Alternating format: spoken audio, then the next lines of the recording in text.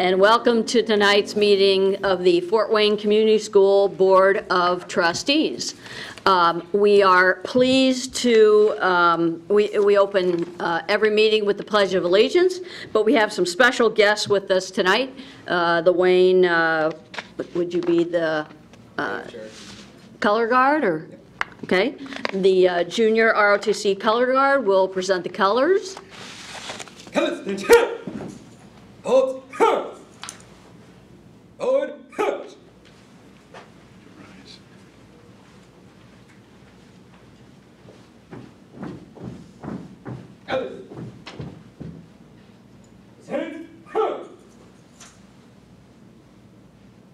Okay, if everyone would stand.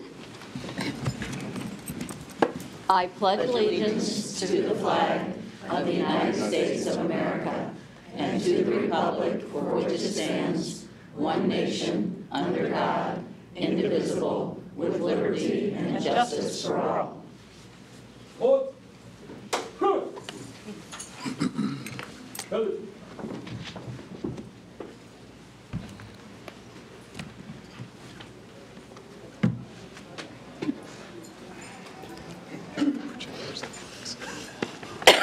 Okay, next we'll have the roll call of members. Good evening, Steve Corona from the 5th District. Good evening, Glenna Yale, 2nd District. Tom Smith, 3rd District. Maria Norman, member at large. Ann Duff, member at large. Jordan Lebemoff, the 4th District.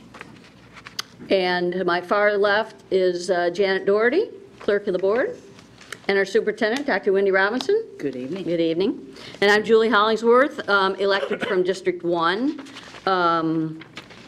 You want to just go ahead and, should we do the Horace Mann since they exited? Let's go ahead and do that. All right. Okay, then we'll bring them back in. Okay.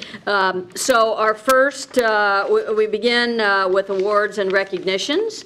And this first one's a pretty exciting one, I know, for Dr. Robinson. And the board, it's recommended that the board recognize the Northrop and Southside High School graduates who will each receive a scholarship from the Indiana Association of Public School Superintendents and Horace Mann Insurance in recognition of Dr. Robinson being named the Indiana Superintendent of the Year. As part of its sponsorship of the Indiana Superintendent of the Year honor, which was received by Dr. Wendy Robinson, the Indiana Association of Public School Superintendents and Horace Mann provided scholarship money for a student or students of Dr. Robinson's choosing. Dr. Robinson has selected 2 members of her Student Advisory Council to receive these scholarships. Both students are members of the council for 4 years. Rebecca Abate is a Northrop High School graduate who will attend Indiana University, Purdue University, Indianapolis. Sarah Norwalt is a Southside High School graduate who will attend Purdue Fort Wayne. So please come forward so that we may congratulate you. Rebecca Abate from Northrop High School, along with Principal Jason Witzegruder. I have some assistance here from Horace.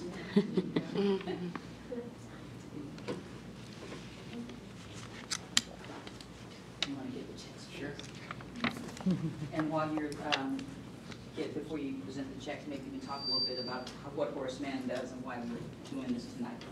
Want to do the next one, please? Okay, and Sarah Norwalt from Southside High School,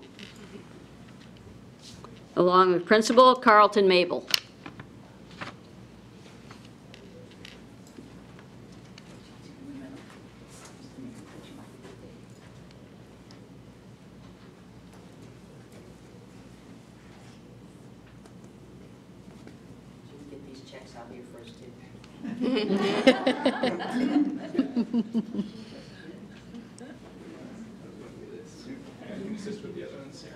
So, one of the announcements, let me get to the mic. The big check says $500. And so what we're going to do is I was given some additional funds to support my travel, and I had some of my travel paid for. So we're increasing it to $1,000 apiece.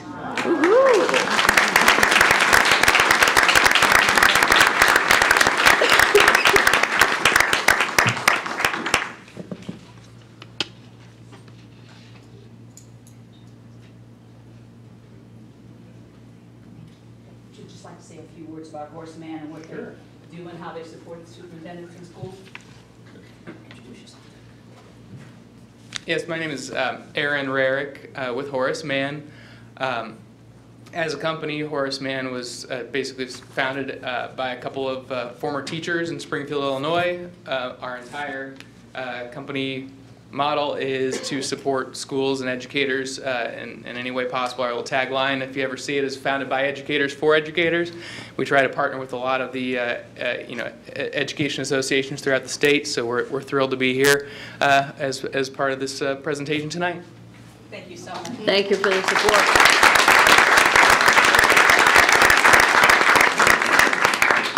Now, is it, everyone's gotten the pictures they need to get? But we have to give those checks back. Yeah. Let's keep the real ones. Yeah. Congratulations, ladies.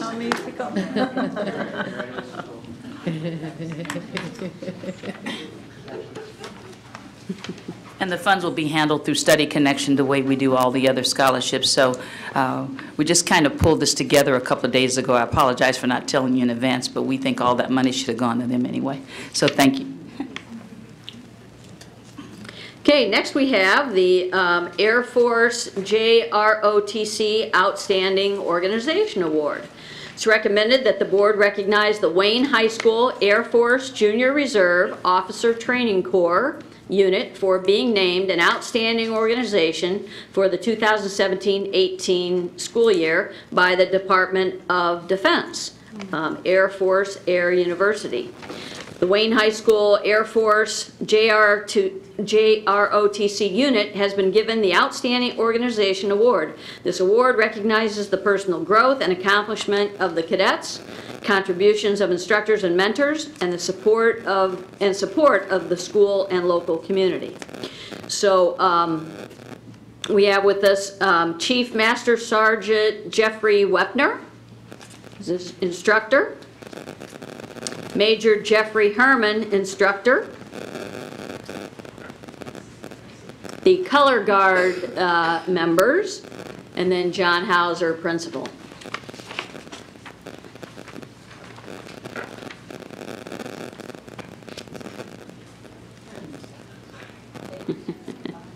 Oh, no, this isn't going to work, is it? Do 2 rows. It's a good thing you wore, is that blue, Dr. Robinson? It's a good thing you wore blue. Sort of, yeah. Yeah. I don't look as spiffy as they do, though. Now, I have the certificate, but I'm not giving it to you because there's a slight mistake on it, and since you're so perfect, I don't want to give it. You should get it a little later. You see everybody?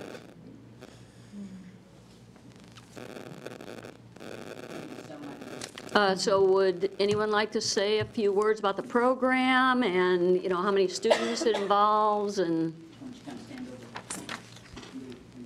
Move this up too high. Well, good evening, ladies and gentlemen. I'm Chief Master Sergeant Jeff Wepner. I'm the aerospace science instructor for the Wayne High School Air Force Junior ROTC. This year we started out with 125 cadets, and it was a very important year for us because we had our Air Force level unit evaluation.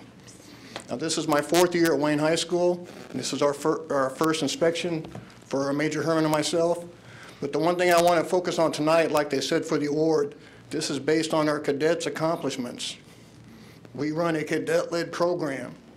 We have a cadet leadership staff, and they do all the planning for all our operations, finances, logistics. The cadets run the program, so that's really a strong point of that. We had 8 exceed standards during the inspection. 7 of those were based on the cadets. So that's where the recognition needs to go. We also have a great collaboration with Principal Hauser, the administrative staff, and also the instructional coaches here at the district. So great teamwork and great place to work. Thanks. Great.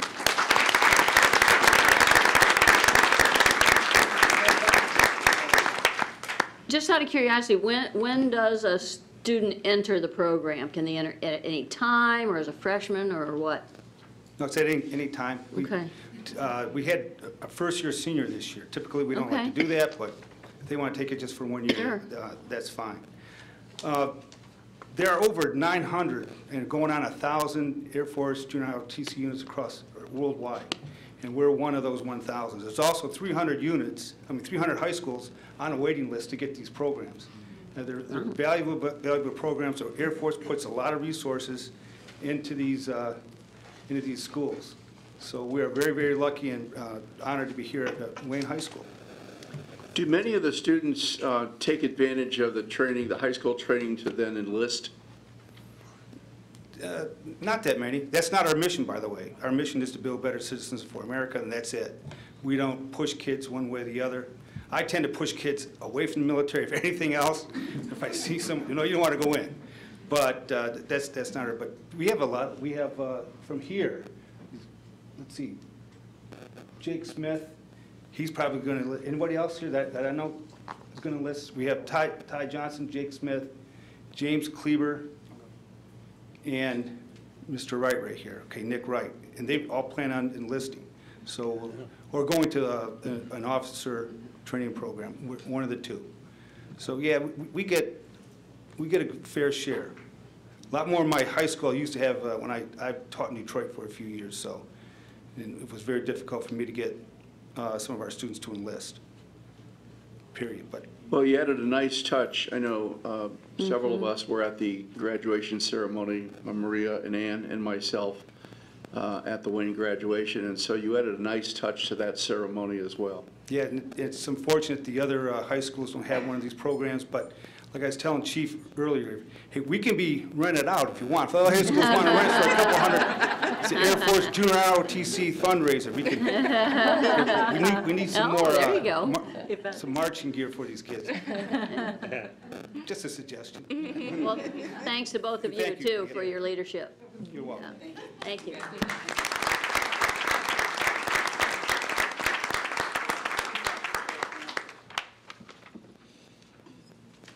Notice I didn't cross in front of them.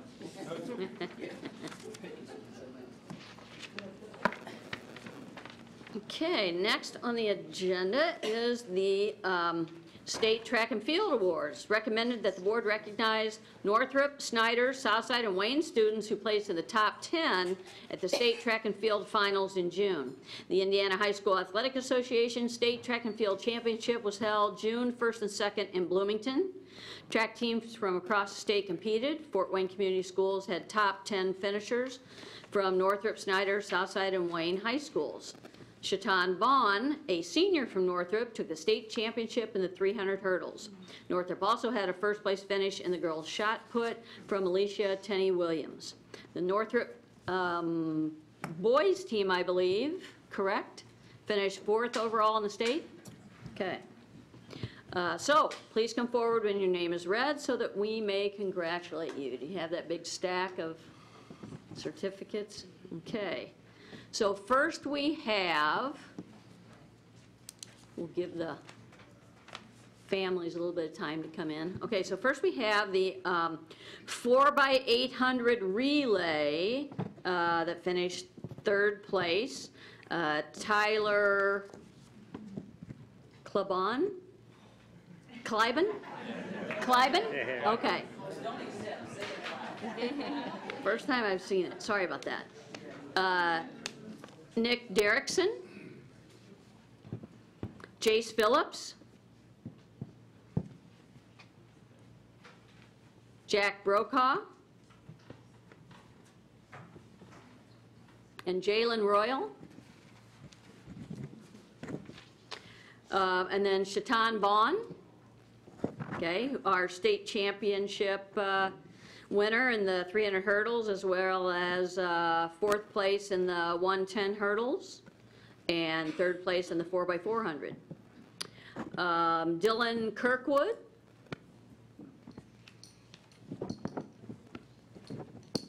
seventh place in the 100-meter hurdles and 9th place in the 300-meter hurdles. Alicia Tenney Williams, 1st place in the shot put. I know I've seen you on the basketball court, but I didn't know you were multi-talented. Yeah, multi-talented. And several coaches from Northrop. Fred Blanks, head boys coach. Samuel Bird, assistant coach. Daryl Grande, assistant coach. Keith Scott, assistant coach. Charlie Whitfield, assistant coach. Terry Milton, head girls coach. Joe Birch, assistant coach. Latrice Bolton, assistant coach. Alexis Scott, assistant coach. Christine Bird, assistant coach. Mikkel Skelton, assistant coach. That's why they do so well. Right. And Robert Shank, athletic director, and Jason Witzegruder, principal. You have to scrunch.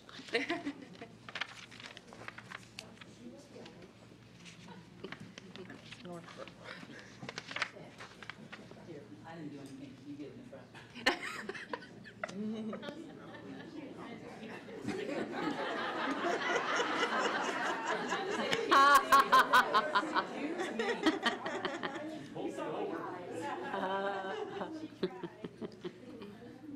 I'm just hyper challenged. All right, congratulations.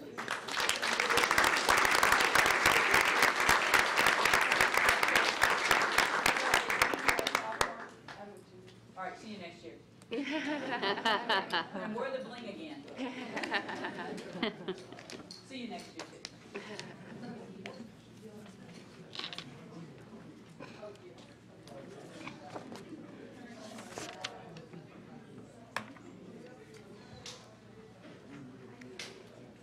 And Snyder High School, did any of these young men make it, Chad?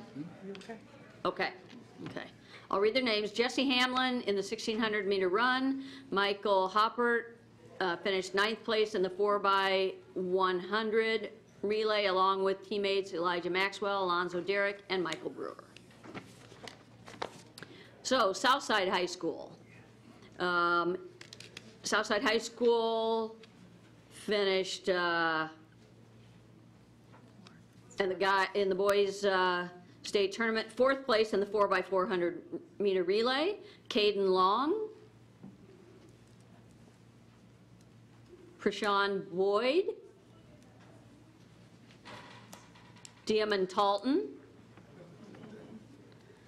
Bakari McGraw, head coach Larry Foster, athletic director Steve Jones, and principal Carlton Mabel. I'm not going to try to stand behind you. Eddie Nolan. Eddie Nolan, where are you? Oh, come on down. you guys. Eddie Nolan, come on down. Congratulations. All right, can you get us off?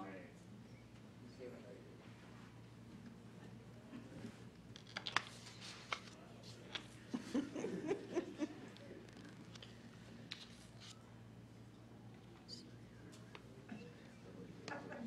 that it? Karen? Okay, juniors and sophomores? All of you? See you next year. You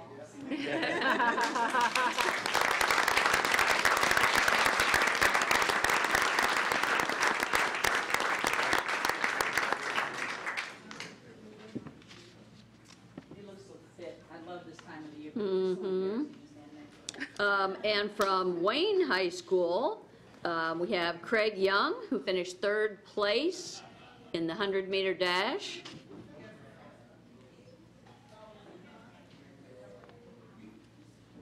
And Erica Zairath? Close? 5th place in the high jump. Wow. Can you jump higher than your height? Woo! That's awesome. Tommy Hogan, head coach. Mark Kamek, hurdles coach. Dom White, assistant coach. Jake Sharon, assistant coach. Janine Langhorn, assistant coach. Shamarcus Ford, assistant coach. Gary Raber, athletic director. And John Hauser, principal.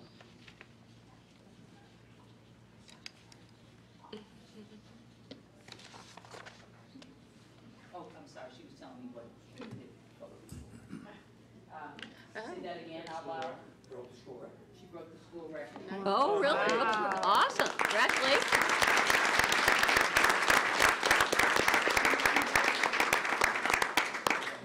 Oh, my goodness. Is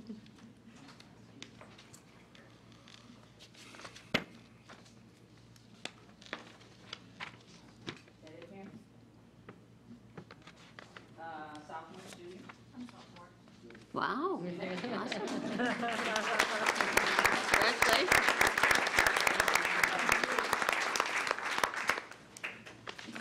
That's impressive. So next we have a district award from the state. This is pretty exciting. It's recommended that the board recognize the Fort Wayne Community School ELL department for being chosen the Title III Distinguished Indiana School District by the Indiana Department of Education. In March 2018, the Indiana Department of Education announced that Fort Wayne Community Schools was the first ever recipient of the Title III Distinguished Indiana School District Award for excellence in its English Language Learners program. The selection process involved a review of English learner performance data from all public school districts and charter schools in Indiana, followed by a two-part interview process, including an on-site visit.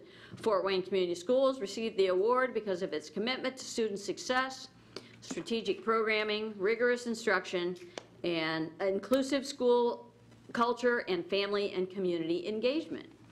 Dr. Jennifer McCormick, Indiana Superintendent of Public Instruction, formally presented the award to Fort Wayne Community Schools on May 29th at the IDOE's Title Con Conference in Indianapolis.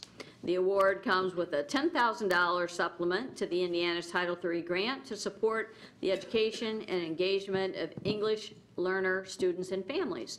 During the Title Con Conference, ELL manager Emily Kearns and other Fort Wayne Community School ELL team members presented a breakout session in which they shared some of the district's effective practices with school personnel from around Indiana.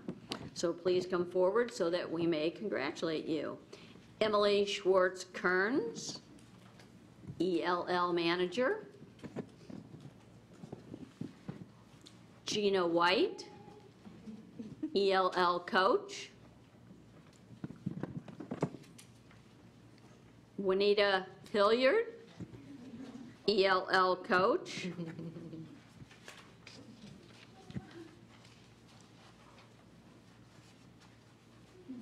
Sue Utterback, ELL coach. And anyone else who's here from the ELL team,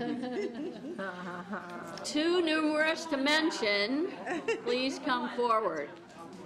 Takes a village, right? All right, we got a scrunch, but come on, ladies. I know I'm tall. Oh, wow.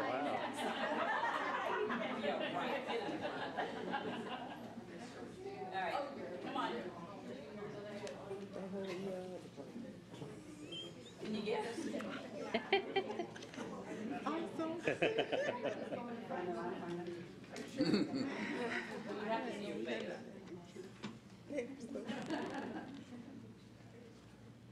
I'm tall for this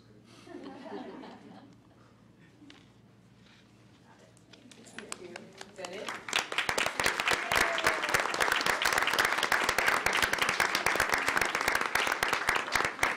Emily, was there anything you wanted to say about your team and the award and what the whole process entailed? Because this was a first ever, so that's kind of exciting. Yeah, this was a great honor, and as you said, it was the first ever, so we didn't really know what to expect. And we weren't surprised that we were honored because we had a lot of good things going on, but I was surprised when I learned there was only one award in the state. I just assumed they might recognize more districts. So we were just very honored to be recognized among so many great districts in the state. And it really is a team effort. That's why I wanted to make sure we had a lot of representatives here. It's recognizing not only our ELL program, but everyone else in the school district who supports our ELL students, because their success depends not on just that little time they're with their ELL teacher, but everybody else. The bus drivers, secretaries, cafeteria, ELL assistants, everybody. So thank you to everyone. Oh, that's exciting. I'm sure it was exciting to be able to present, a session at the conference, too. Yeah, it was really nice to be able to share some of the good things we do, and we have a nice video that we can share as well. Great. And just for our benefit, could you just reiterate how many different languages we are dealing with in our school district? We have 76 languages right now. Which means the students all speak 76 different languages, and you and your staff are trying to help them improve Right. their English. Right, and That's quite an undertaking. yeah, and we've seen they become extremely successful. In the top 10 graduates that were just in the paper over the weekend, Right, that I was checked it exciting. out of those 12 have another language in their background in addition to English, and 7 of those top graduates went through our ELL program and exited and became extremely successful. That's awesome. That's fantastic. Mm-hmm. Congratulations. Thank you. Thank you. Thanks.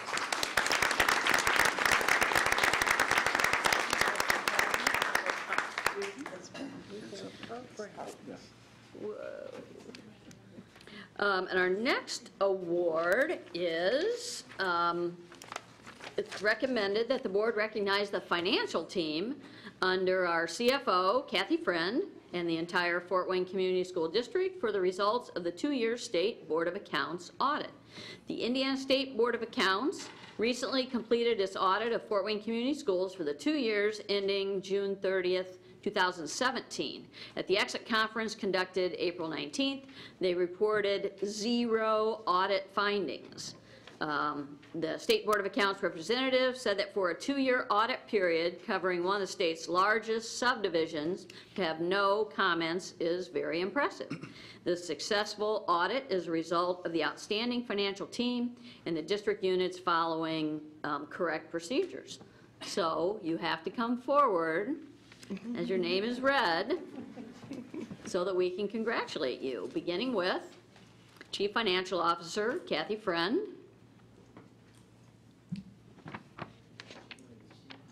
Diane Hoffman, Executive Assistant, Rosie Shipman, Director of Budgeting, Hi, Rosie. Michelle Kamick, Budget Analyst, Bev Steer, Internal Auditor, She's the one that has to go out to all of the Stefan Pittenger, Director of Fiscal Affairs, Kim Savabodi, Fiscal Affairs Generalist, Sherry Neidlinger, Treasurer,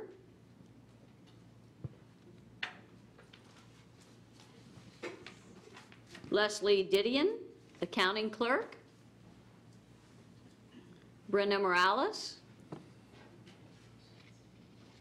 Accounting Clerk,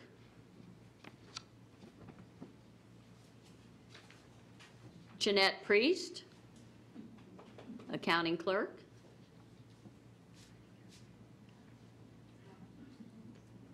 Liz Riedinger? Reedinger? That was my second guess. Liz Reedinger, Accounting Clerk. Alicia Stapleton, Accounting Clerk.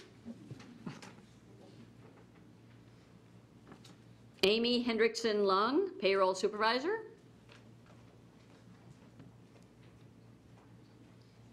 Pam Wells, Payroll Clerk.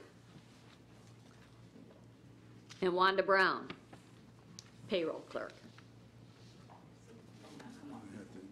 Of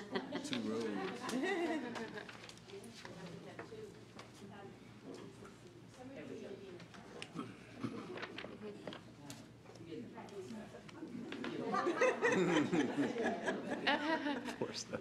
I said, it's only, he the only guy up there? No. Yes. Right. Yeah.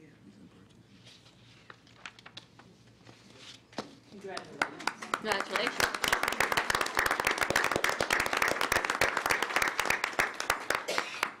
Kathy, remind me, because I know I asked at the exit conference about, how unusual it was, and didn't they say, like, put you in the top, 1% or something like Yeah. that when you have 0 findings, 0 comments? Yep.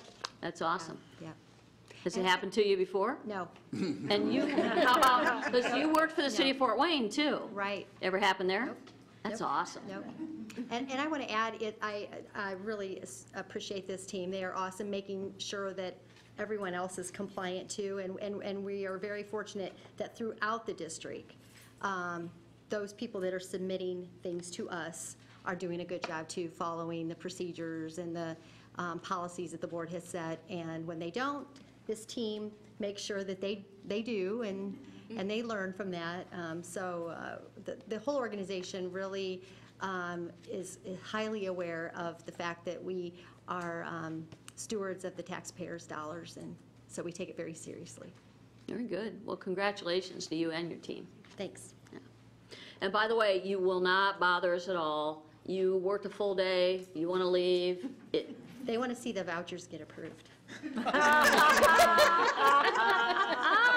What's in the voucher? Well, that always is exciting. Yeah. You are right about that.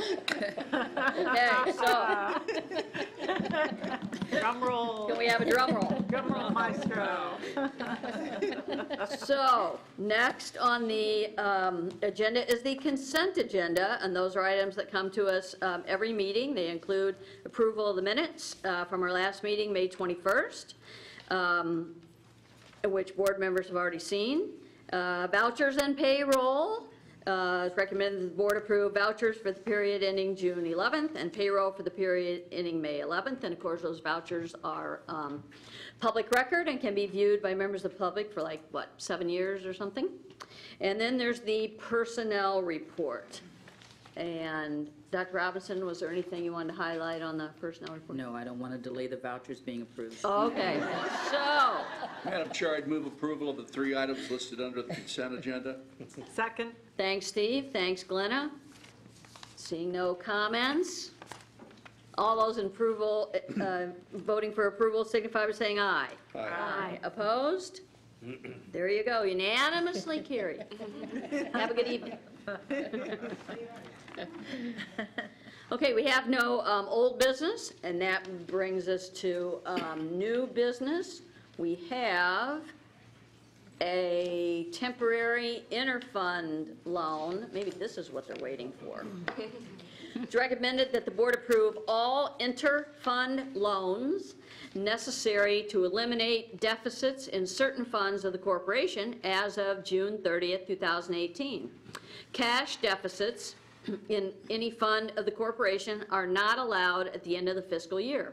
Deficits in property tax supported funds could occur if the distribution of property taxes from Allen County is short of expectations.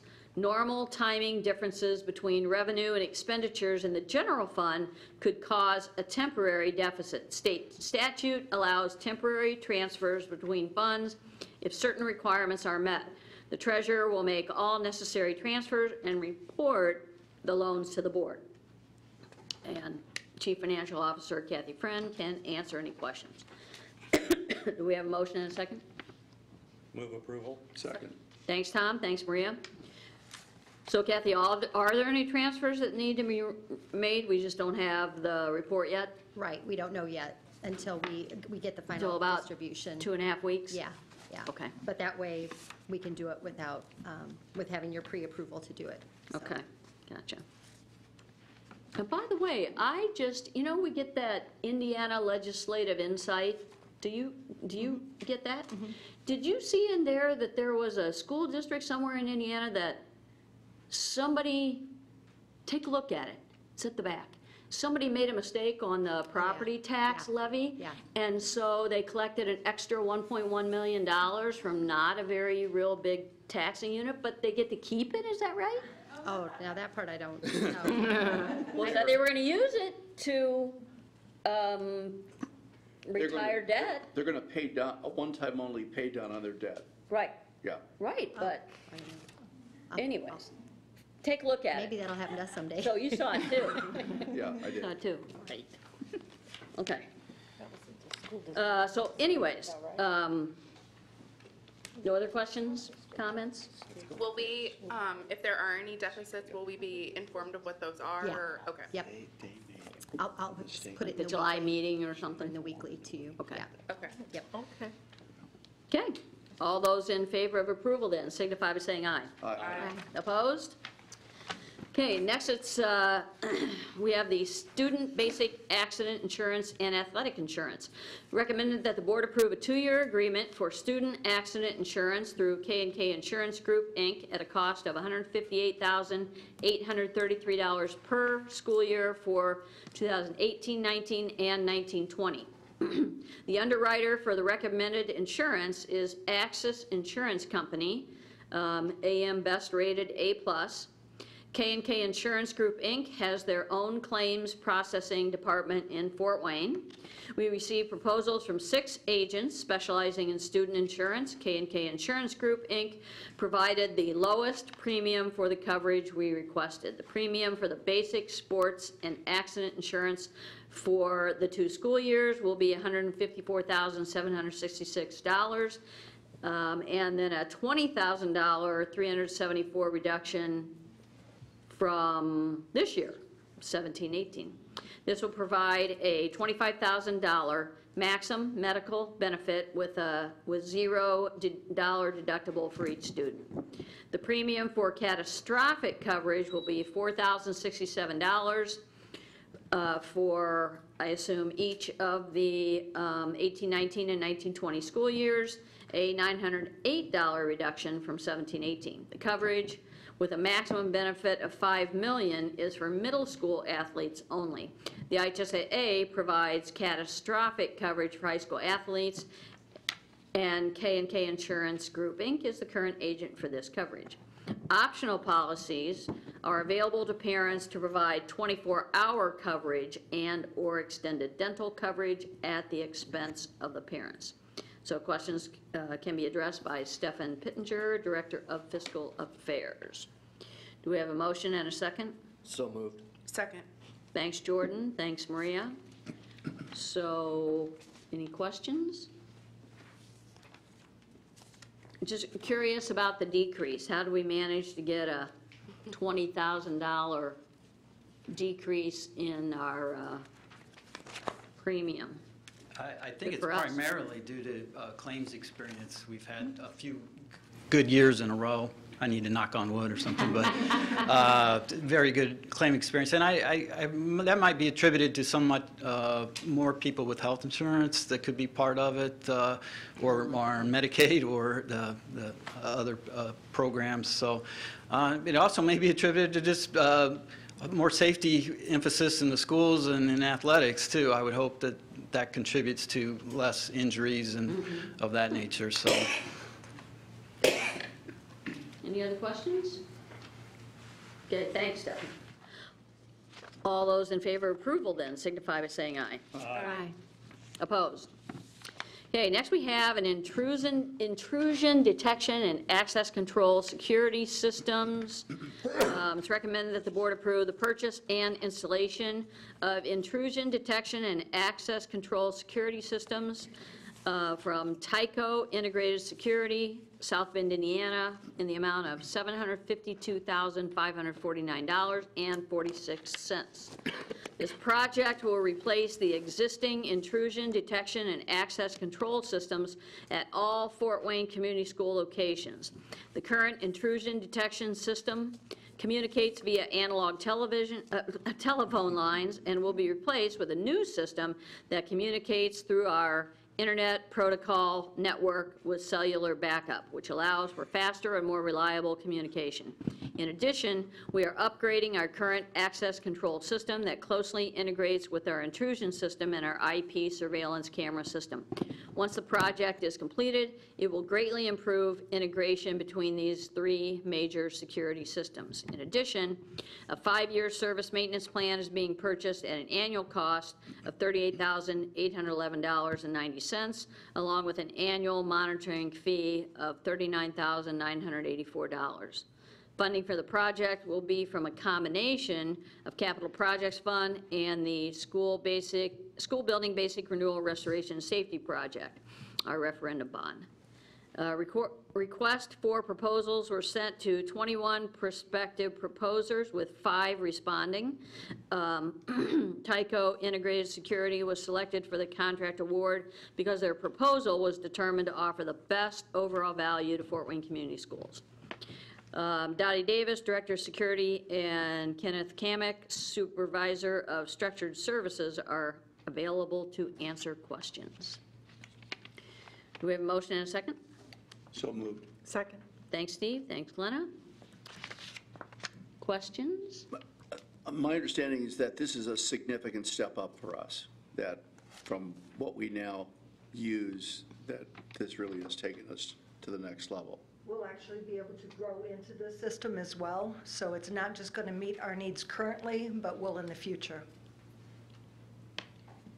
What is the annual monitoring fee? What does that include? So that is the burglar alarm system that is monitored by a company in case there would be a break-in to one of our buildings.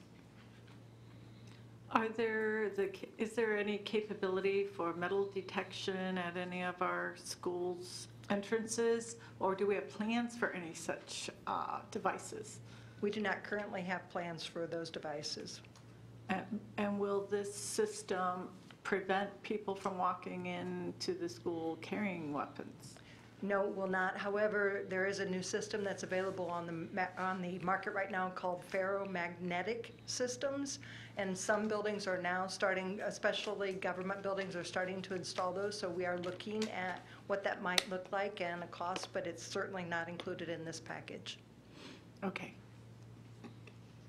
So this mainly monitors the buildings like second shift, third shift, and access in and out, like weekends and things like that. And It's what else? 24/7. Right.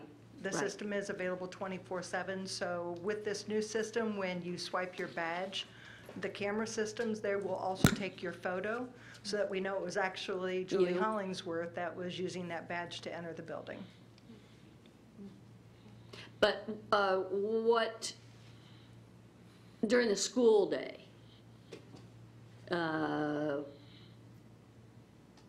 what does the system provide during the school day?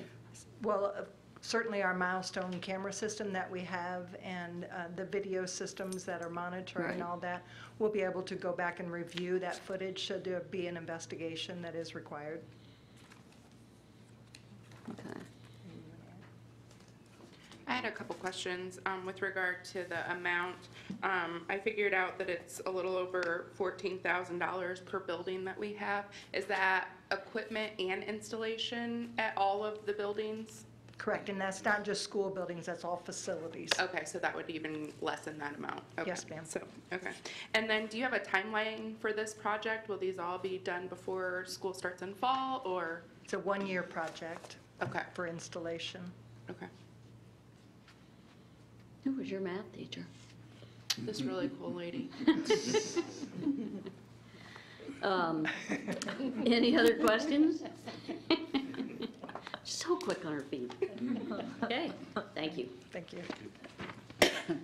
Okay, all those in favor of approval signify by saying aye. Aye. Opposed? Okay. That brings us to the new business that we have in our meeting. We do have a report tonight. We have heard at various times talk about our Human Capital Management University, which is going to be an in-house way of us providing support for teachers and administrators and other staff. So Dr. Robinson and members of Cabinet are going to give us an overview of the systems of support that are going to be provided to teachers, administrators, and other staff in preparation for next school year and beyond. Thank you. Take it away. I'm not even going to get out of my chair because I'm not really the one doing most of the conversation today. Faye and Jennifer will have the bulk of the new material for you. And what we like to do is to get through the process, because there are several slides here, mainly just for you to have in your hand, and then give you an opportunity to ask questions. But we had what I thought were 3 phenomenal days last week, Monday, Tuesday, and Wednesday, engaged in some of the best professional learning we've had with our administrators. And so we thought that we needed to give you an overview of just what all of this professional learning work has been about. We do have a report that we are going to be reviewing starting tomorrow that kind of has a district view of professional learning, but tonight is just to really walk you through. Our intent, however, is to do more specific targeted work sessions. But we're still kind of excited about what happened last week and wanted to share. If you go to the overview, these are basically just some topics that we're going to quickly cover. My slide wasn't intended for you on the next one, Kathy. It's not for you really to read it, but at the bottom you see that these are all the systems we have. You see the mission, the vision. You've seen this before. But down at the bottom in red it says FWCS Professional Learning System. And we believe that you can't get progress and for people and students to improve if you don't invest in that human capital, which are the wonderful people we have working here. On the next slide, this is a condensed version of what we did for 3 days. We were at Northside. We were worn out when we left. We started at 7 in the morning and usually left about 4:30 at night. But if you can look at the topics, these are the big bucket items that we really need to be on the same page. One of the things that has spurred us doing this is over half of our administrators are new within the last 2 to 3 years. And once you've lost some of the institutional wisdom, you need to kind of refresh every now and then. But then with this state and federal government, things change every year anyway. So we have made a commitment that every year we're going to focus on making sure that we stay current. I'd like for Forget Nichols, if she could, to come up to the podium, because part of what we want to do is just connect all the dots. And for us, obviously, this is about our people and about leadership of the district. So Get will cover some things with you. What you have in front of you are the professional standards for education leaders. These are the foundation by which the administrators use to guide their work in the district. So they define the nature and the quality of the work for all educational leaders. They also guide professional practice and how practitioners are developed, supervised, and evaluated. As we continue on, you'll see that there are 10 total standards.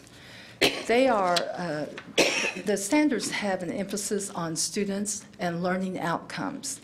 If you read each one of the standards, you will find that every standard ends with each student's success. So the goal of these standards is to ensure that each child is well educated and they are prepared for the 21st century. They stress the importance of academic rigor as well as the support and care required for students to excel.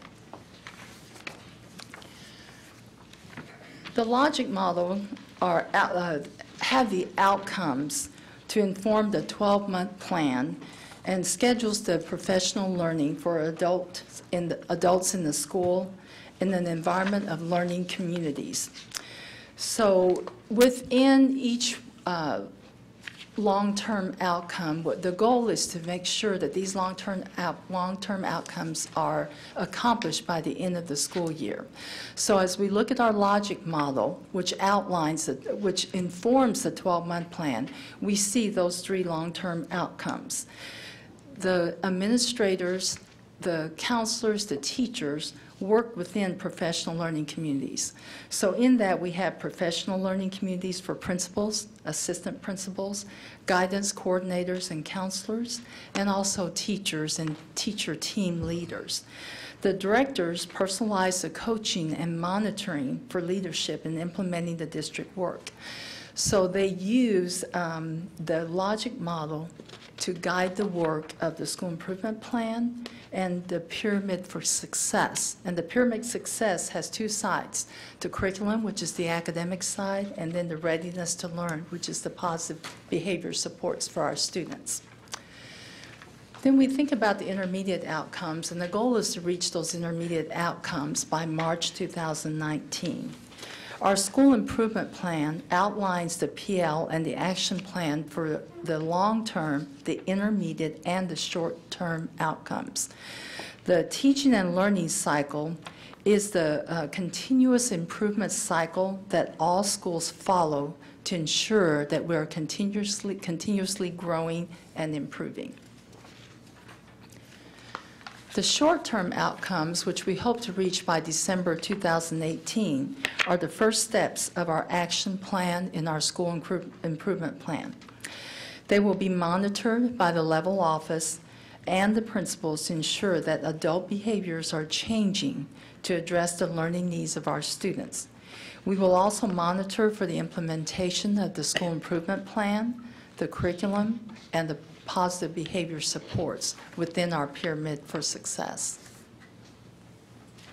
Faye will come up and talk. Can I go ask you to go back to the 12-month plan? There's bullet number 3 talks about students understanding course sequence and pathways. Yes. Is that, where do parents get involved in that understanding as well?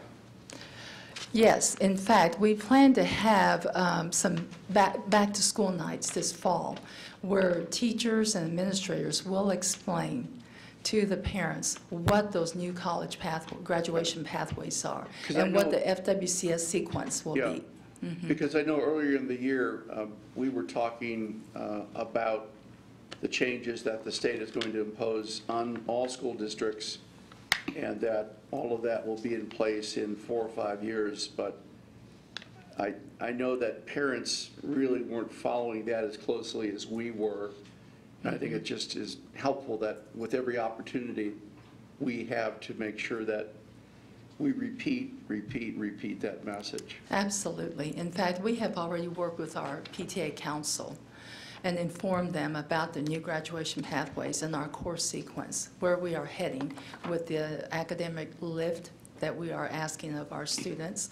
And so the goal is, like you said, to continue to inform parents and to let them know what the expectations are in our new English language arts and math curriculum. Yeah. It wouldn't bother me if that slide were changed to include parents. Okay. I think one of the things we're going to have to do is to give you the total communication package, because the state's informed us that we won't get much of their guidance until July or August. Right. So we are going to... Got to move forward. Well, but the part that we're going to move forward with is with those back-to-school nights, they'll be standardized. And so that material will be online. Right. And then what we intend to do is quarterly, as they figure it out. But we're going to have a plan for year-long, because we can't wait for the state. Yeah. And to me, adding parents to that is that so no parent group can say, well, you never thought about us when you were laying out these plans of yours. And I think one of the things that we probably need to do and bring back, this logic model, there's a specific logic model like for the adults, for the administrators, for teachers, then we have a special one for parents. So we can bring that and share that as we're getting ready for those back-to-school nights and what are we going to do all year. The other thing, for example, Steve, that will be very important is they're now adding computer science to what they're going to test kids on in the spring, and that's not been discussed. So we've got to get all that work and have parents understand how we're going to meet that too. So it's going to be a total logic model for that. All right. Thank you. And then on the short-term outcomes where it says, have the principals, QIT, and teachers understand the new curriculum and understand its implications for instruction, are we talking about the new programs that Dana Point is recommending? Jennifer's going to talk about that in the next part. She's got it all outlined for you. But one of the things that, and I'll just reiterate, this is what GET has to do to monitor what administrators are doing for their role. Then everybody tonight has to have the same kind of logic model. Faye has to have a logic model that includes what we're doing with the PTA council. But the other part, we're adding to the SIPs, the school improvement plans. What is their communication plan for parents? Okay. So you'll see it as we get to, we'll have a work session on what the new SIP, and remember, we also have to have a dashboard. So what's all that going to look like so that we can be very open about what it is we're communicating. But this is strictly just administrators and their relationship with teachers, because we consider teachers to be leaders too. Faith, please. Good evening. As Fort Wayne Community Schools is striving to provide the absolute best support and services for our students that we believe will remove potential barriers to learning, we have spent time reviewing and seeking resources that will help with that endeavor. One of those is a research that has been completed by the University of Chicago that is also supported by Wallace Foundation, and that is Foundations for Young Adult Success. This research has determined that if we want to assist students in becoming successful adults, we must support them in obtaining 3 key factors, and these are non-negotiable factors. The factor of agency, which is their ability to make choices, good decisions, and take active roles in the life path. Integrated identity, which is an understanding of who they are across time and across their multiple identities. For example, you may have a young man who may also be African American, who may also have a specific religious background, so understanding who they are in all of those. And then competencies such as critical thinking, responsible decision making, and the ability to collaborate. Can you repeat agency again? Agency, the ability to make choices and take active roles in their life path. Good. So making good choices, being an active participant in where they are going and how they get there. Good. So those 3 again are understanding what those choices are, understanding them, and then what was the last one? Their integrated identity, who You're right. they are in time and across time, and then competencies, things Okay. like critical thinking, decision-making, and their ability to collaborate with others. And what they need to succeed in life. Absolutely. Okay, got And it. along with those key factors are also 4 components that the University of Chicago has found in their research. And the first being the ability to self-regulate, to manage their attention, their emotions, their behavior, knowledge and skills, which are the information and facts that they need in the world to understand themselves, to understand the world around them, as well as learned abilities to carry out tasks. Mindset, which are their beliefs and attitudes, and then finally values, which helps them to know what is good, what's bad, what's important. Those are all components that they must have if they're going to be successful adults. As educators, we have expectation that students come to school ready, willing, and able to learn. What we know is that due to inequitable distribution of resources, life experiences, supports, and structures, that is not always true for every student. It is not a matter of the ethnicity or their socioeconomic status, race, because divorce, deaths, and other adverse life scenarios can happen to anyone. And they cause students not to come with some of the supports necessary to develop into successful adults. Therefore, discipline is an area that we must take into consideration, regardless of a student's background. We as educators clearly understand that when a student can't read, it's our responsibility to teach them. When they can't do math, it is our responsibility to teach them. When they can't write, we make the assumption that they had not learned that somewhere else, so we take the opportunity to teach them. However, when they can't behave for whatever reason that might be, we and society believe that punishment is the only answer. In reality, discipline means to teach, and therefore we must take the time to teach our expectations and assist students in obtaining the skills that are necessary for them to be successful adults. You know, that's real interesting because from time to time we hear of a school district that's involved in promoting character education, but I don't hear from those districts of these other facets that seem to be just as important. And there was a lot of research and time and effort put into this, and as I said, Wallace Foundation has sponsored some of this work, and the University of Chicago has spent a large amount of time, and there is a document, the research itself, showing what those particular components and factors are that every kid must have if they're going to be successful. Hey, Faye. You know, I read an interesting article the other day which was essentially about self-regulation, and it talked about how, you know, 20, 30 years ago, kids did a lot of playing that was unsupervised. You know, you play with kids in the neighborhood, you play with your siblings, whatever, but that nowadays, kids are so, for many times good reasons, but kids are so monitored and supervised so much that they don't come to you know, they don't come to us in kindergarten with those self-regulation Right. skills. I bet that's a difficult. And as that's a educators, we difficult one. continue to believe they should know better, but unless we've taught that, Right. and then we can hold them accountable for the things that we know that we have taught them in the environments in which they must be within our school districts. So research shows that our basic strategies and supports, whether they're academic or behavioral, should be provided for 100% of our students, our basic supports.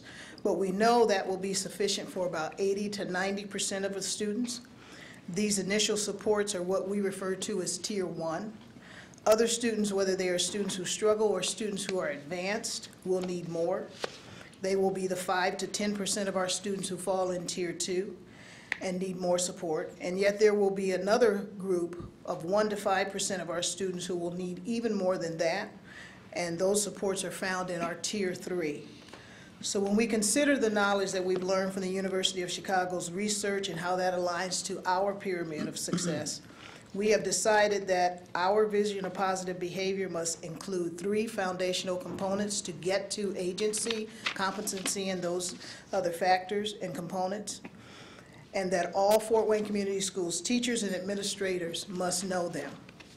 So we have decided that we will use this Foundations for Young Adult Success research as a frame to support the work on the readiness to learn side of our pyramid.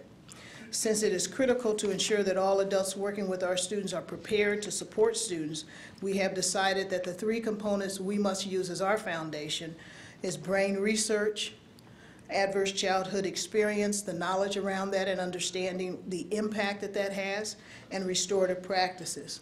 So brain research helps to explain how and when certain portions of the brain develop and provide strategies that teachers and administrators can use to help students and themselves to de-escalate, self-regulate, and energize the brain in preparation for learning. ACEs, or Adverse Childhood Experience, gives educators an understanding that we all experience crisis in life, regardless of ethnicity, SES, or race, and that when those experiences are coupled with adolescent brain development, left unchecked, they impact students' ability to learn. And lastly, restorative practices. Often we see people, whether for sentimental reasons or passion, they will restore a car, a home, or furniture, and that's because they value that particular object. Our students are no less worthy. If we expect them to exhibit the type of behaviors that are conducive to learning, then we must help restore, teach, and support them through challenges so that everyone involved can move forward, ready to teach and ready to learn. And that's our vision for positive behavior. Questions? Good. I'm going to have to Go ahead. I'm going to have to find an article I cut out several years ago that talked about the fact, the title to it was something to the extent that a youth's brain is not fully developed, and I thought that my wife could use it when having conversations with our kids. But it is true. Research has shown that it's not until they're into their 20s, Right. but we just had Dr. Desatel into our district the 7th and 8th for a day and a half, and she worked with teachers and administrators, and she says the research is starting to now show it may be as late as into the early 30s. So even though they think they know it all, Absolutely, we know better. yes. I think the other part to this obviously is going to be a work session because Faye could talk for days. But I think the other part because I have a lot of questions. Well, and we're going to give you a book to read too, the Trauma Informed. So tonight is just this introduction, Overview. but we're going to give you the book, and then we need to really dig into this. Because the other part that we are going to use special ed and Title I funds for therapeutic counselors. We have just understanding the environment our kids are coming from, and it doesn't have anything to do with race or poverty. It's just the world kids are living in. We can't expect to see academic success if we don't provide some different kinds of supports. So you can ask Faye some questions if you want to, but just know we're circling back around. We're going to give you the book. You've got to go through this with us because this is a major shift from that zero tolerance, you should know better. It's not working. And so we've got to figure out, if we expect for kids to do well in math and language arts, what are the things that we have to do to help them with those pieces? I do want to make one comment, because when we started talking about restorative practices and circles and spending time really getting to the root cause, some of the concern was, well, are we not going to have consequences? Are we not going to have discipline or those kinds of things? And that is absolutely not the case. You can hold kids accountable and still let them know that their behavior warrants a consequence. But bringing them along into the conversation so they understand what they did, why it was wrong, and what they should do the next time, but that still warrants a consequence, is important. Did you have some initial No, questions? I'll look forward to reading the Oh, book. yeah. First we're gonna give you the book. And going through the workshop. Yeah, and this Because is gonna- this is a big, this deviates from the former way approach of handling classrooms, so I'll be interested in seeing that material. One of the good things is Teachers Association, Julie was one that, the brain research is something that teachers had attended a work session. And so we're all struggling as to how we do it and how we can improve what we're doing. So this is one that we're kind of holding hands and trying to figure out how we can give teachers those tools. But some of our high school teachers had done this brain research work and were saying that the techniques were helping. So this is just the first year. We're working through with QIT and sport, but we'll take you along with us because it is a deviation, but we got to figure out something. Jennifer, please. Okay, so we wanted to start with providing you some definitions around just what is curriculum. As we've started this work with principals and moving into the work with teachers, we wanted to make sure that we had a common understanding and language when we talked about what curriculum really is. So if you start with the assessed curriculum, that's really just what is written and taught, those concepts and skills that are going to be measured through a variety of assessments. And then what is the taught curriculum? It's that enacted instruction that's delivered from teachers to students, whether it's one-on-one, small group, direct instruction, based upon what does best practice research show, and then what are those standards based and aligned to that curriculum. And then the written curriculum is what the district will be providing, those documents that outline what is expected to be taught, learned, and assessed on standards and concepts. And it basically is a roadmap for teaching and the learning process, which includes research and best practices. The why for the new curriculum stems from various areas. The first one around our Fort Wayne Community Schools vision for learning, which also supports our ESSA, and then also the graduation pathways, which we've spent some time already discussing. Our new curriculum will also provide equity and access for all students to learn at or above grade level, and it also provides teachers with tools to facilitate that learning. The new curriculum has also been research-based and vetted. And then also, lessons will support that crucial 21st century skills that our students need. The new curriculum will require that teachers and students dig deeper into the content, and it also will make vertical articulation and coherence across grade levels and within content areas clear and transparent. We have 3 groups of teachers that will have different sets of curriculum provided to them this school year. So Group A will have our scope and sequence, our unit plans, and our lessons. That will include teachers in grades K through 5 with a focus on English language arts, teachers in grades 9 through 12 that teach English, math teachers in grades 6, 7, and 8, and then those high school teachers that teach Algebra 1, Geometry, and Algebra 2. So can we stop for a moment? Because this is really critical, these 3 groups of people. And Jennifer, if you can just kind of explain why we've decided to break them up into 3 groups.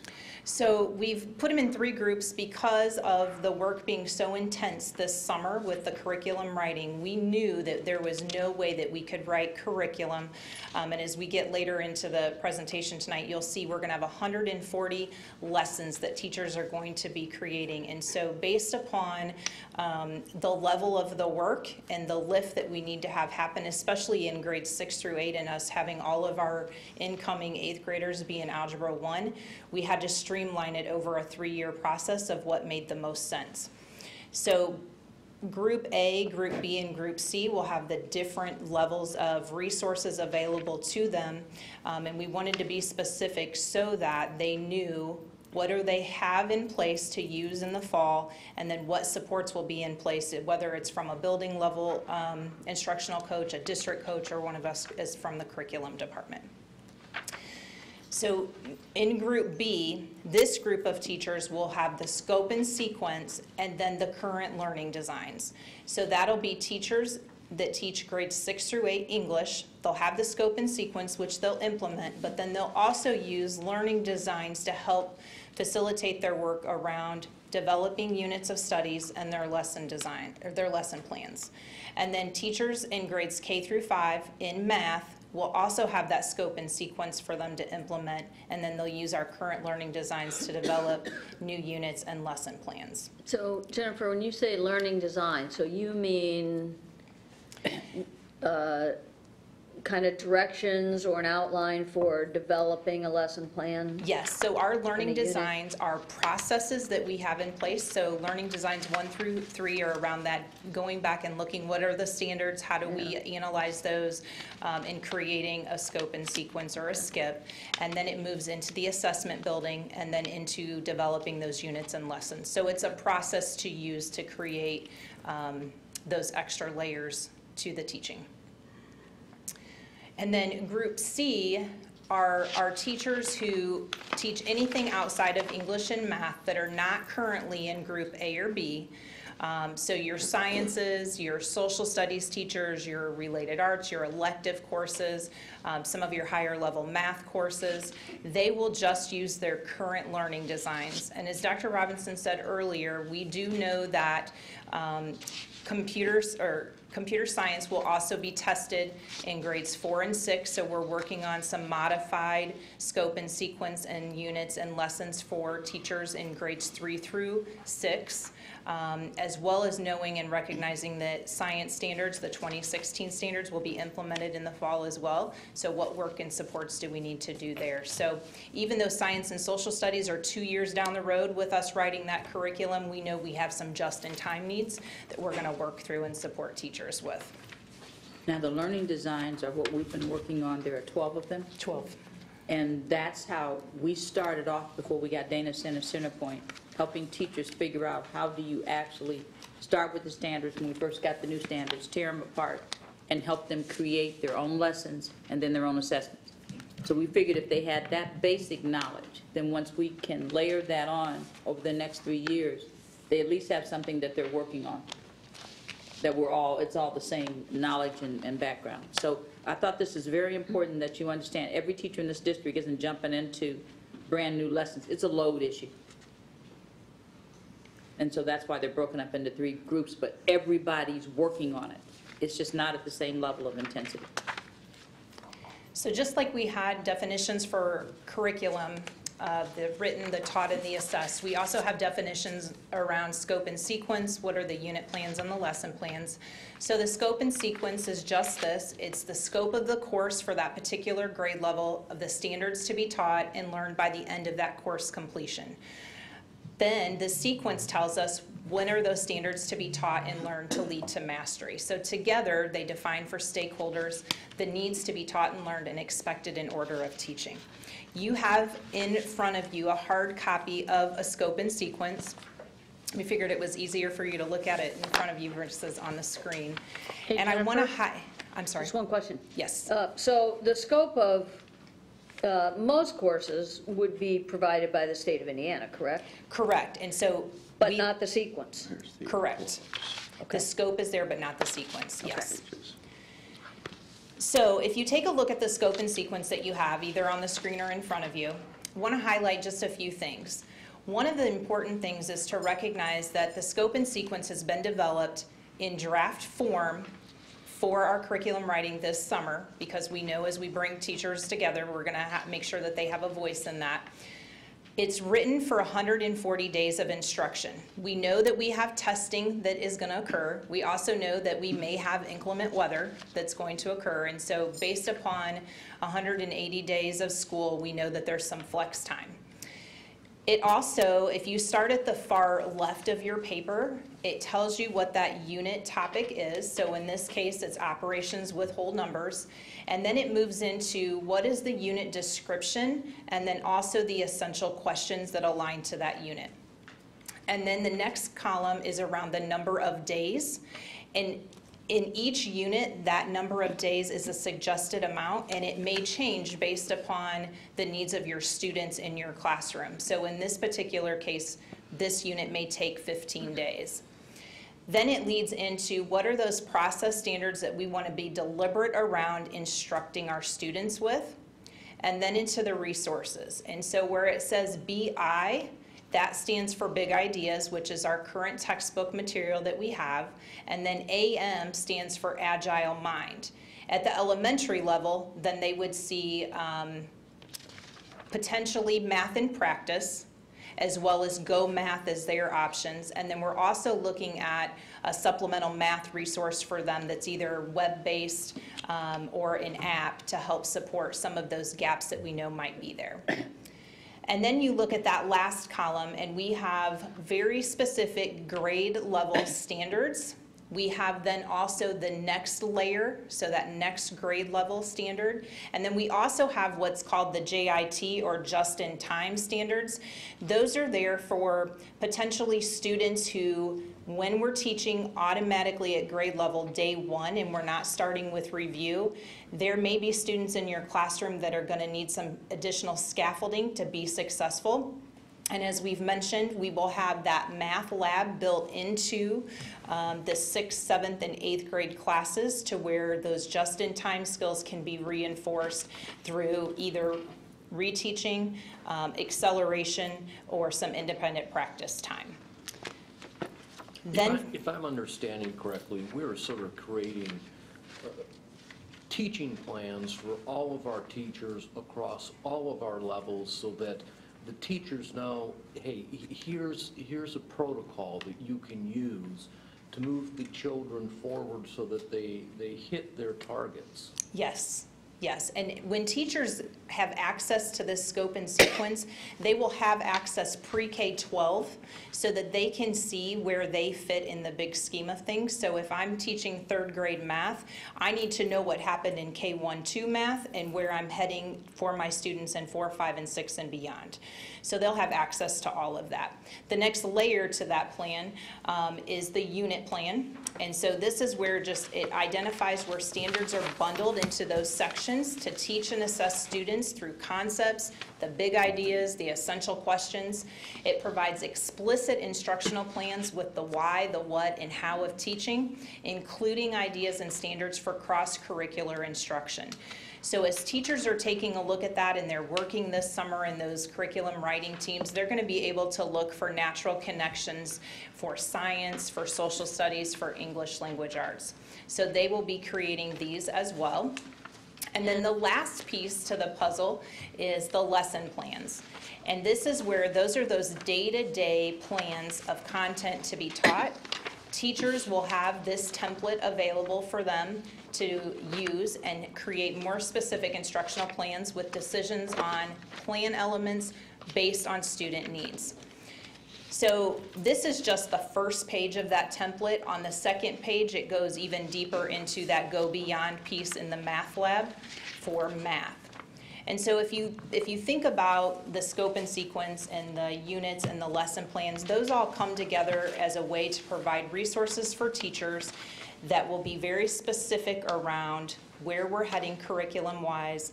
It allows them to dig into the current material we have, use other supplemental resources that will be available, and do some intentional teaching. Research shows that if I'm a brand new teacher, right out of college, I get hired, I'm handed good, high-quality curriculum, I then become almost like a 3rd or 4th year teacher teaching my students. So it's actually a safety net for some of our new teachers that are coming in. It also helps support some of our current teachers with strong, high-quality curriculum that will help take to scale the work that we're doing across the district. And how do teachers have this information, Jennifer? Is it going to be online? Are they going to have a big notebook?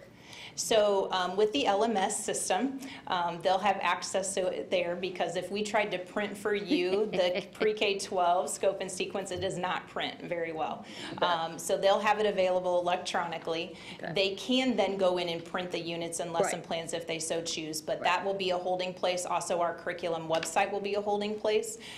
We also have started creating teacher toolboxes, so additional resources that align to the curriculum work will be available through the LMS or our curriculum webpage. So teachers, this July, we have 146 teachers, 74 at the elementary level and 72 at the secondary level, who have signed up to be a part of that curriculum writing. And as we stated earlier, it is going to be very intense, and the goal is to have them create units, plans, and 140 lessons to go with those unit plans. Jennifer, one other Yes. fact I'm taking away from your presentation is the mention of 140 teaching days in a 180-day calendar, and you did mention that some of those days are set aside for weather, but are the overwhelming percentage of those days testing days? Is that what you said? Yes, there is testing that's going to be factored in. Unfortunately, you know, third grade, they not only do they have iLearn, but they'll have iRead 3. We have days where they're doing DIBELS testing.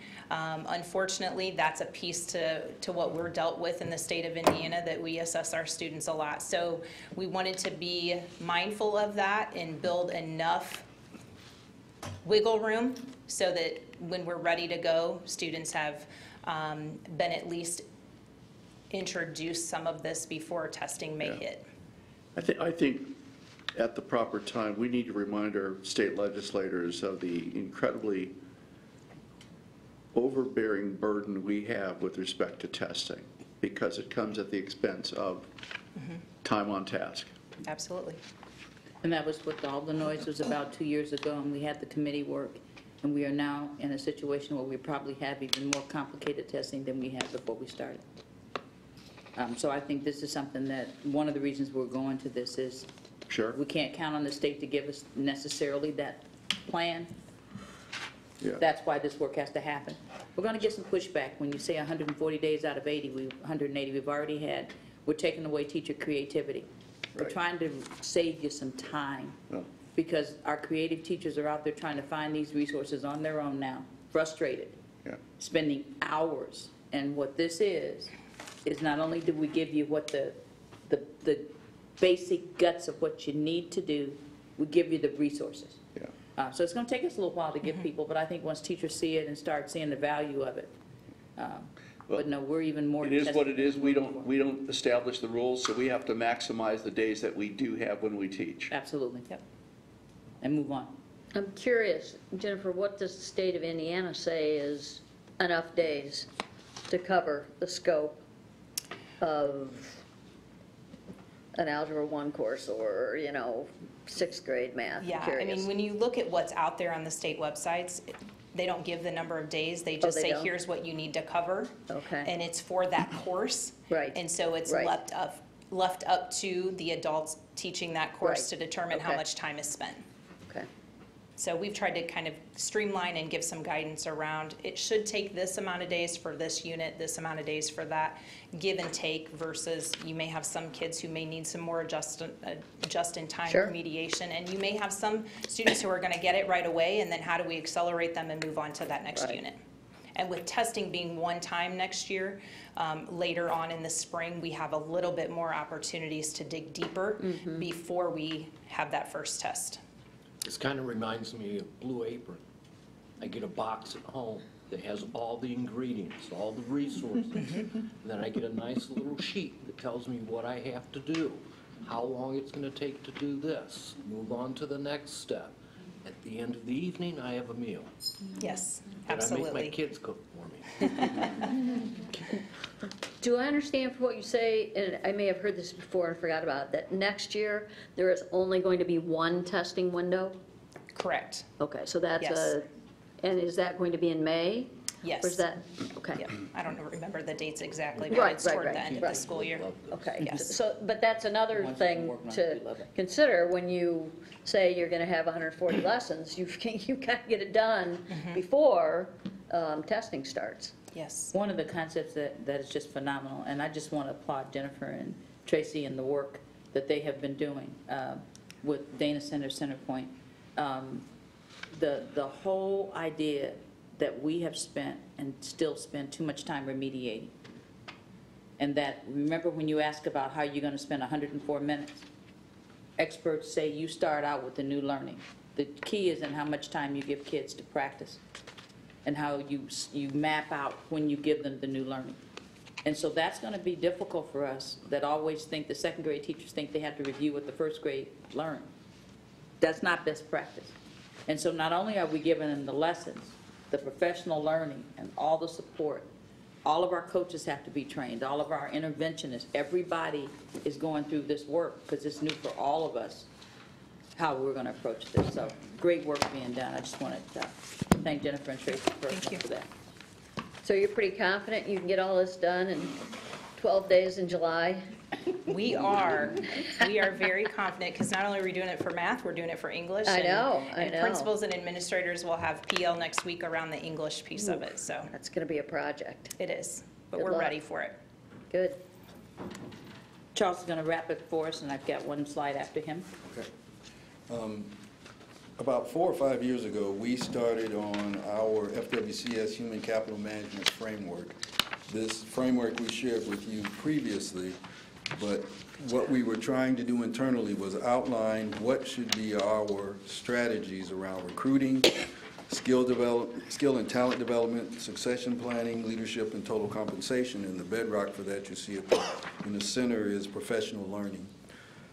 This past spring, we selected Battelle for Kids to help us with coming up with processes and working through what the internal working of that should be in Fort Wayne Community Schools. And I'm not going to read, there are 10 bullet points, I'm not going to read those to you, but I am going to give you the highlights. The first, with aligning the human capital management system, was to benchmark best practices for human capital management systems and select measures so we'd be able to monitor our progress. We decided that we really needed to ramp up our use of technology. Jennifer mentioned a learning management system that would help teachers instruct children, but we also needed something similar for our internal processes for adults. So we're working on expanding and growing our technology efficiency. We also know we need to work on our district diversity and inclusion in all levels of the organization, and administrators and teachers, and Battelle for Kids is going to help us with that. Central to all our efforts is succession and selection processes. And one of the first tasks that the Battelle folks are going to help us with, we're starting with selection of teachers. There's been a lot of news about the shortage of staff, especially with teachers and educators, and they're going to help us with best practices around recruiting, selection, and succession of those staff. And the fifth thing is best practices in HR processes. And the second thing that they're working with us this year, the first being teacher selection, and the second is all HR practices. And they're going through those bit by bit so that they'll be able to tell us what best practices are in HR selection and recruitment, and also just in some of the processes that we've heard from folks they think we could do a better job, streamlining. When we're going through the hiring process, that perhaps some of the things that we do are unduly burdensome to some of our candidates. So right now, Battelle is working with us on those.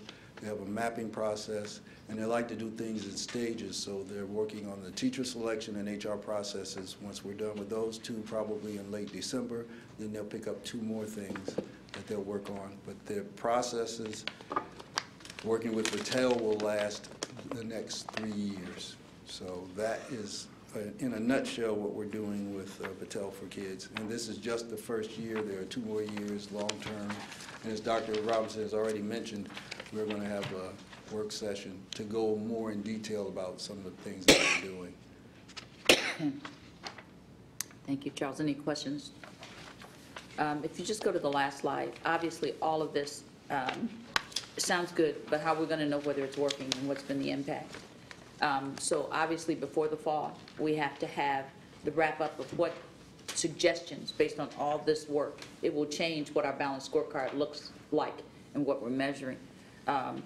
By August the 2nd and 3rd, we have QIT. You'll see these dates.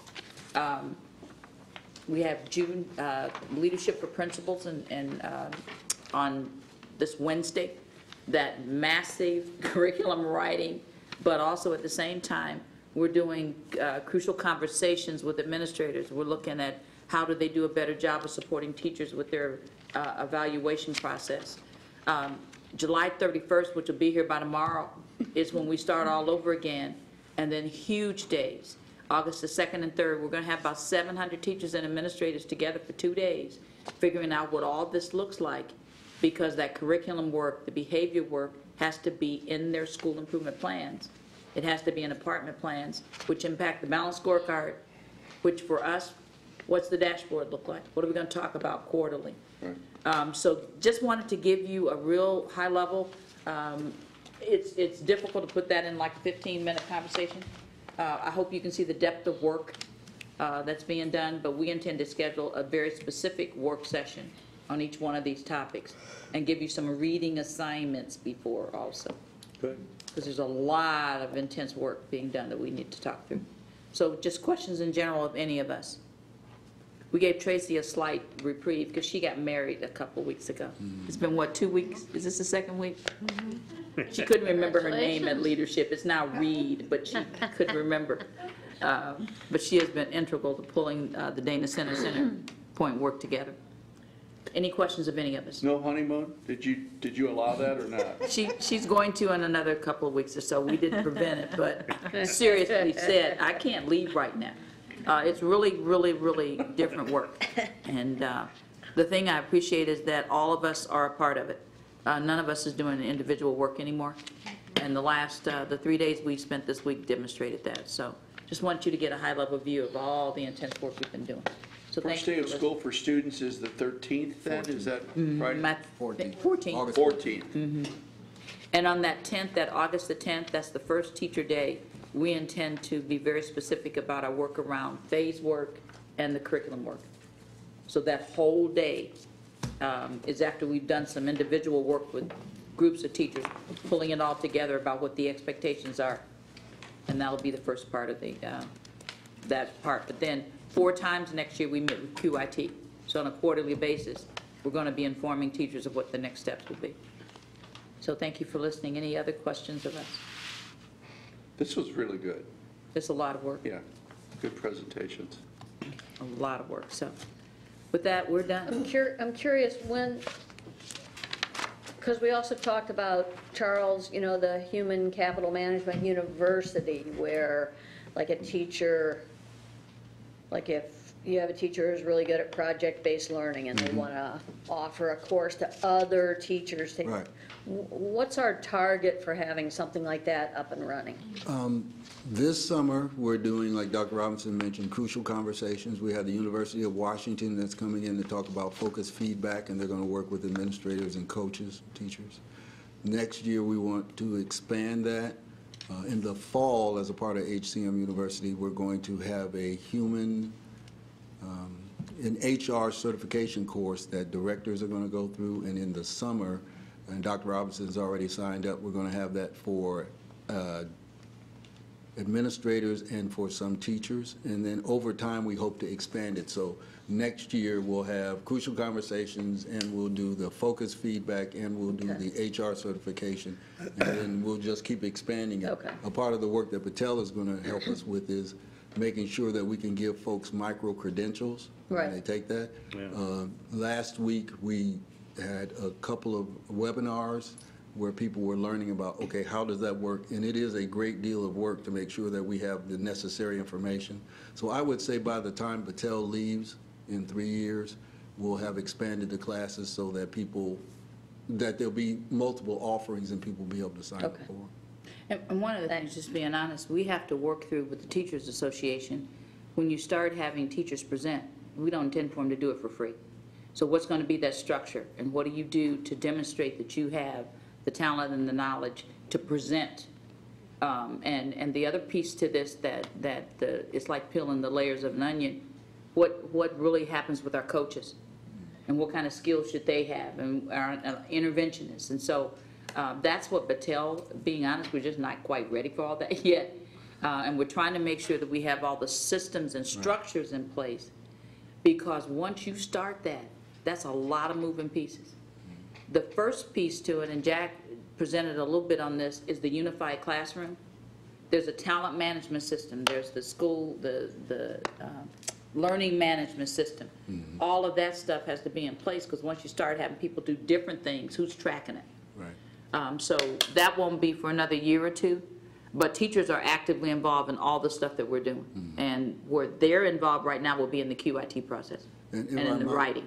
Dr. Robinson, as we roll out these classes, we have people certified internally so that we build that institutional knowledge, and we don't have to keep bringing people from the University of Washington or for crucial conversations. We have people that are certified to do that. So it just takes time to get to that critical mass where we can offer multiple subjects, and people will, what I would hope to do is even require, if you want to be an administrator or a teacher or a coach in this district, here are the classes that you have to take, here's when they're offered, and this is why we think that's important. Now, one of the things we are going to start this year is that Institute for Coaches. We had talked a little bit about that. We had surplus coaches. And so we're going to like stick our toe in the water the first time. What is it that a coach needs to know to be a coach? And they almost basically will receive this certification. And then after we hire the number we need, those that have gone through that process, they're the first ones to get a coaching job. So what we're trying to do is to build that capacity, so every time there's a vacancy, you're not trying to figure out who to fill it. But we're trying to walk before we run. But we look forward to having our work sessions so we can get more in depth. And Faye, I think we have enough books. We may give you that trauma-informed book for your light reading. That'll be the first thing you can start working on. So thank you very much. That's all we have. Okay, thank you. Other questions, comments? Okay. Board member comments? Steve? I had the opportunity to go to the Adult English Language Learner Certificate and Recognition Ceremony at the end of May when it was held at Greil. And again, it's a very rewarding event to go to, and I was just amazed because I thought it would be a much smaller class of students because of the adult learning category. But much to my surprise, it was actually several hundred students with adults. Again, adults are committing to learning English language while they also have other responsibilities of raising a family, hold down a job, and other things. So they're really sacrificing to be at school.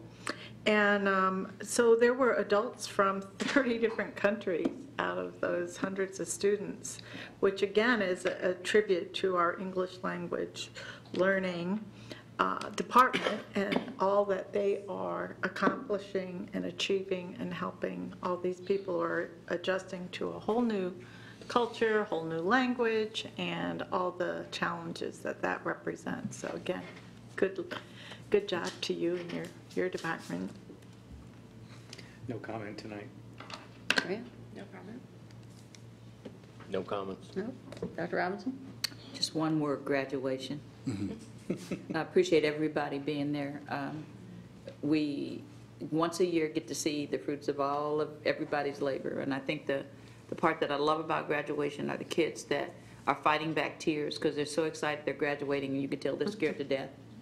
And I just appreciate the fact that, once again, we had a successful graduation. 2 days of it, so thank you.